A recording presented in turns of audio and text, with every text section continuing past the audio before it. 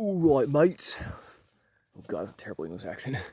Alright, so here we are again with another couple of thoughts while walking around in this field.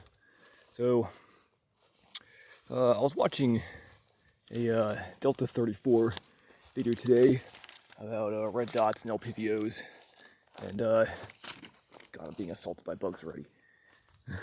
The great outdoors ain't so great. Anyways, I was watching a Delta 34 video today about red dots and LPVOs and whether or not a red dot is all you need. And I guess I just wanted to kind of get into some thoughts on that. So, basically, I more or less agree with what he's got to say, and then I'm going to kind of get into that a little bit, but I kind of want to rewind back to sort of maybe the underlying background of his point that he's making, which is basically, I think a lot of people coming into this today are going to watch that video and kind of go, well, I don't know, man, like, why everyone think red dots are all you need? Like, they're coming into it today with a proliferation of LPVOs and magnifier options for pretty much any budget you want.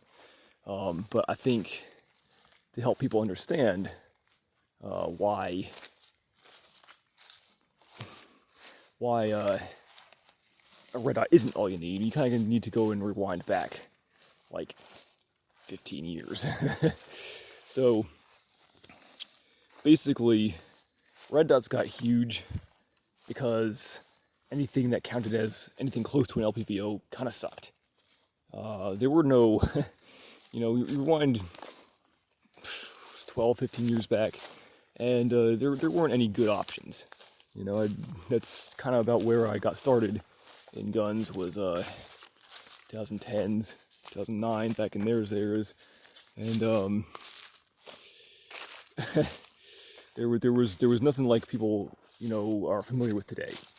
There were horrid budget options for everything. I mean, even for red dots back then, anything that wasn't pretty much an Aimpoint Pro sucked.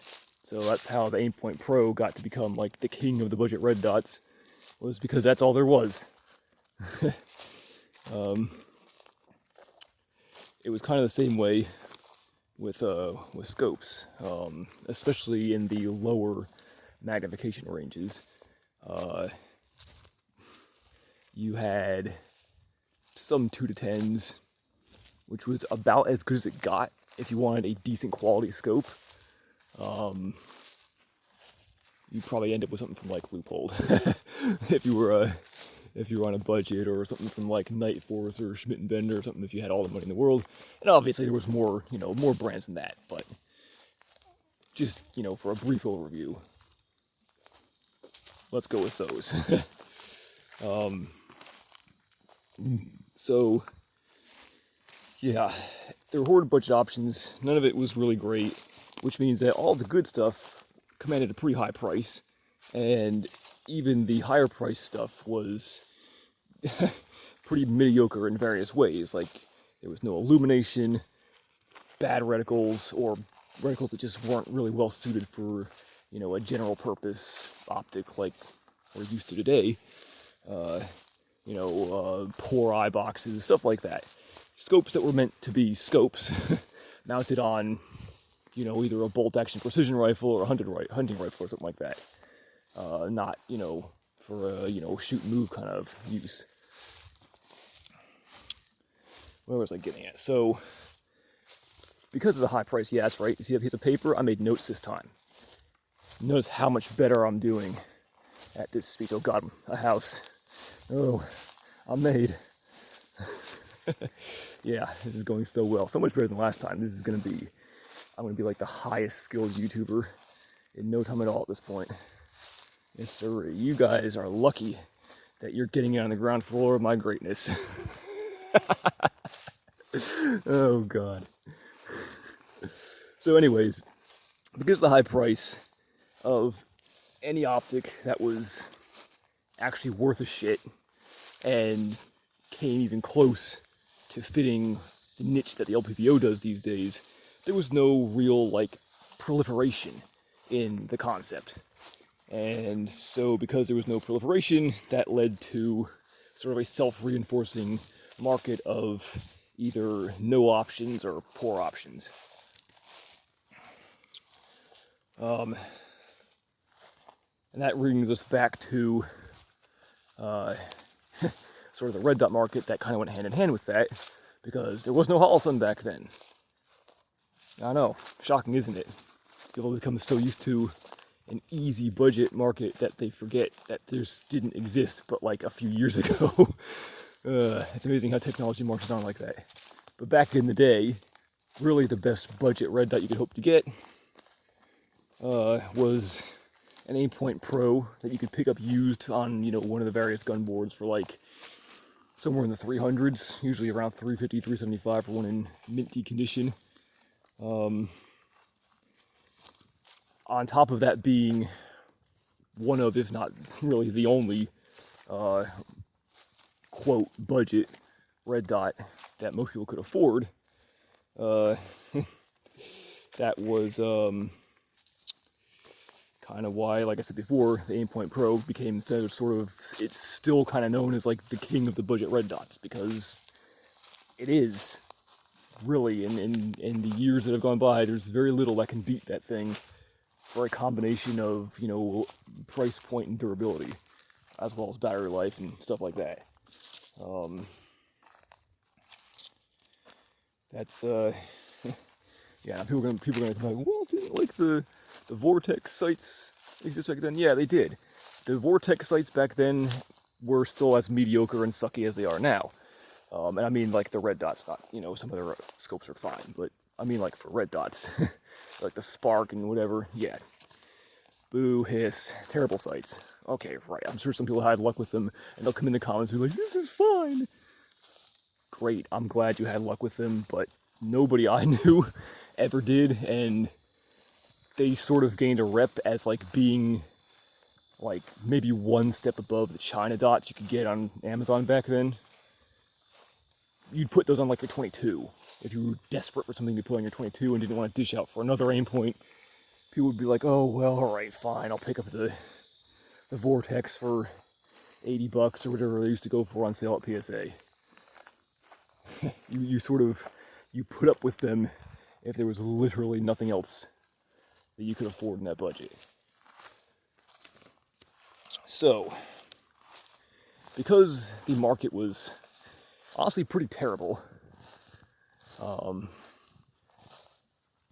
back then, much like the kind of, like I talked about in my last rant, the anti-camo crowd kind of driving people towards Coyote Brown, and then Coyote Brown becoming kind of justified as like the best color ever for civilians because that's all there was, readily available in, you know, that most gear manufacturers made their gear in. Red dots kind of went the same way.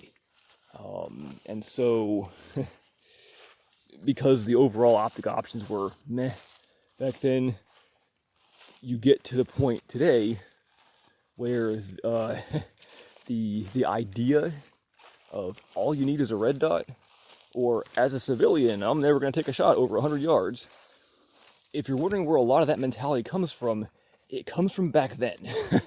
This is like internet lore slash FUD lore, but well, okay, it's kind of like FUD lore, but it's internet lore, which is like 50% less annoying, but way more pervasive. Alright, so yeah, that's where those mentalities come from, because, to be blunt, a lot of it was a whole bunch of, you know, justification and excuses based on the cope factor of not having other better options. Now people are going to say, oh, well, they had magnification back then. They had magnifiers you could put on. Yeah, they did. But the options back then for magnifiers also sucked. There were no budget options that were actually any good. It was pretty much EOTech or nothing. Well, alright, I'm sure that's probably a lie somehow. I'm sure there were other optic manufacturers that were turning out magnifiers. I can't remember if was it Trijicon or Aimpoint that had a magnifier back then? It was pretty good. But you never saw anyone buy anything but the EUTechs. So it kind of sort of became by default EUTech or nothing. And options from, overseas, again, they just weren't a thing back then. So if you wanted any magnification on your rifle, and you wanted it in a way that maintained a balance of both speed and a more accurate long-range rifle, you had a choice pretty much of a expensive $500 or more. Oh god, the house again, no, they're gonna find me, the black helicopters are coming. You had pretty much a choice of something expensive in the $500-ish range for a scope, or more. Usually was the consideration back then for something that was actually decent was usually $500 to $800, which kind of hasn't changed much in the current budget market. Just that there's better options under that price point nowadays. So people have forgotten what it means to have to save that kind of money, because that's all there is.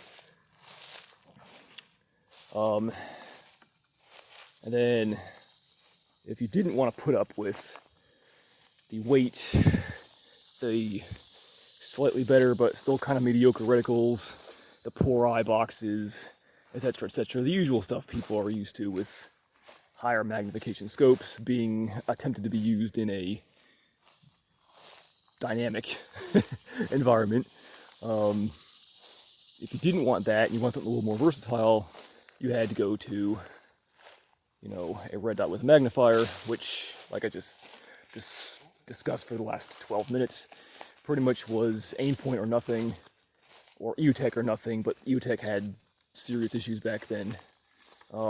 It wasn't just the drift issue that people are familiar with these days.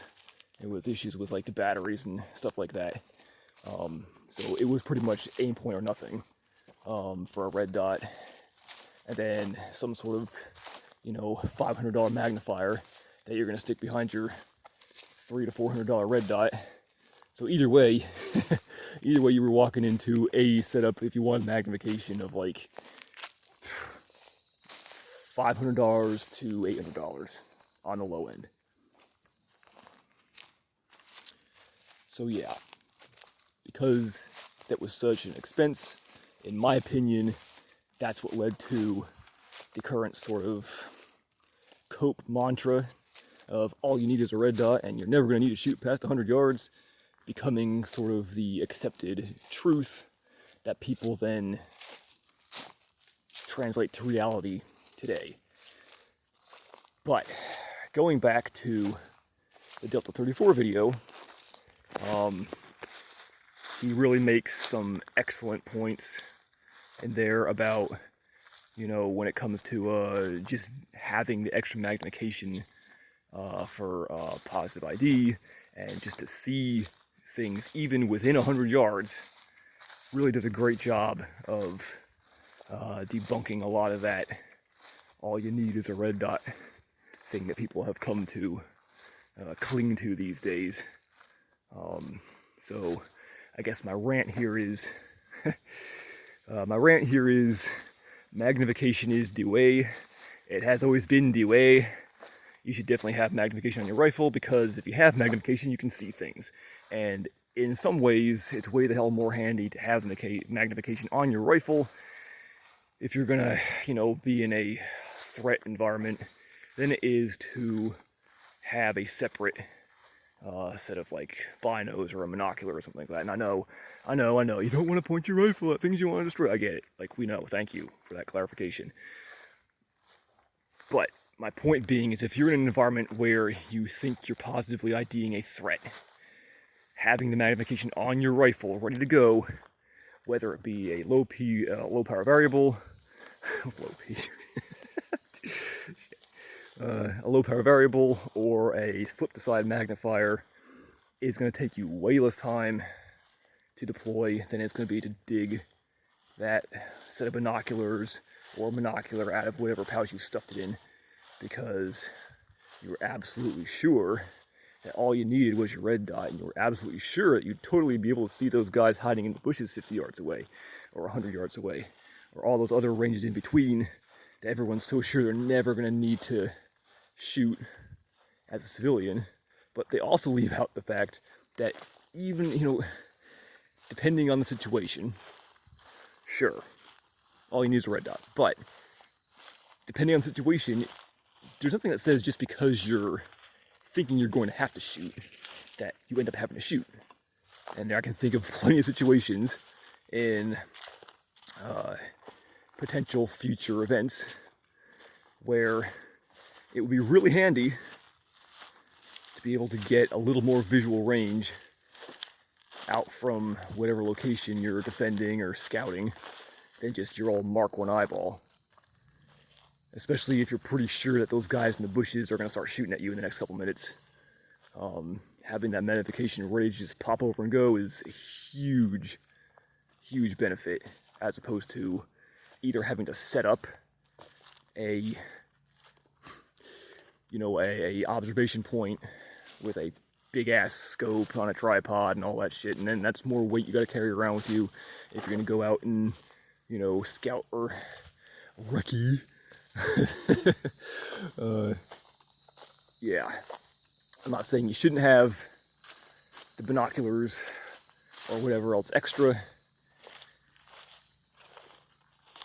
but it is a huge, huge force multiplier to be able to just pop that magnification over when you're already looking at what you think is a threat. And I think that the market shift today, where the optic market is at, has more than proven that out, considering the fact that not only the massive explosion in LPVOs that keep getting more and more easy to use, as well as more and more budget friendly, but also sort of the re-interest that I've been seeing in people, going back to putting a magnifier behind their red dot, because now both red dots and magnifiers have come down to a budget price point where people can actually afford to have both of them for the price of, well, far less than what they would have cost you before. So yeah, what was my point? I don't know what my point was. Get magnification, use the magnification. Magnification is very good, and you should have it. The end.